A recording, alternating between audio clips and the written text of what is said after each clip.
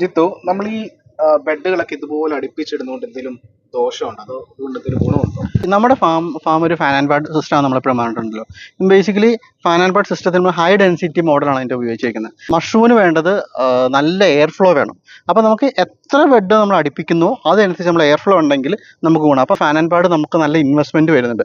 അപ്പോൾ അതിൽ maximum bed കടന്നാൽ മാത്രം നമുക്ക് അതിൻ്റെ ഒരു കറണ്ട് ചാർജ് കൊണ്ടൊക്കെ മെച്ചമാവുള്ളൂ. അപ്പോഴാണ് നമ്മൾ മാക്സിമം ബെഡുകൾ ഇവിടെ നമ്മൾ അടുപ്പിച്ചിടുക. നമ്മളൊരു 100 സ്ക്വയർ ഫീറ്റിൽ 500 ബെഡ്, അതാണ് നമ്മുടെ ഒരു പ്രപ്പോർഷൻ വരുന്നത്. നോർമൽ സാധാരണ പക്ഷേ ഫാം ചെയ്യുന്നവർ ഒരിക്കലും അങ്ങനെ പോകരുത്. 100 സ്ക്വയർ ഫീറ്റിൽ 100 ബെഡേ പോകാൻ പാടുള്ളൂ. പക്ഷേ നമ്മൾ എയർ ഫ്ലോ കൂട്ടി കൊടുക്കുക, എക്സോസ്റ്റ് വെച്ച് കൂട്ടി കൊടുക്കുകയാണ്, അല്ലെങ്കിൽ ഫാൻ ആൻഡ് പാഡ് സിസ്റ്റം വെച്ച് കണ്ടിന്യൂസ് റൺ ചെയ്ത് കൊടുക്കുകയാണെന്നുണ്ടെങ്കിൽ നമുക്ക് കൂടുതൽ ബെഡ് ഇടാൻ പറ്റും. അപ്പോൾ അതിൻ്റെ ഗുണമെന്ന് വെച്ചാൽ കുറഞ്ഞ മുതൽ മുടക്കിൽ നമുക്ക് കൂടുതൽ ബെഡ് എടുക്കും.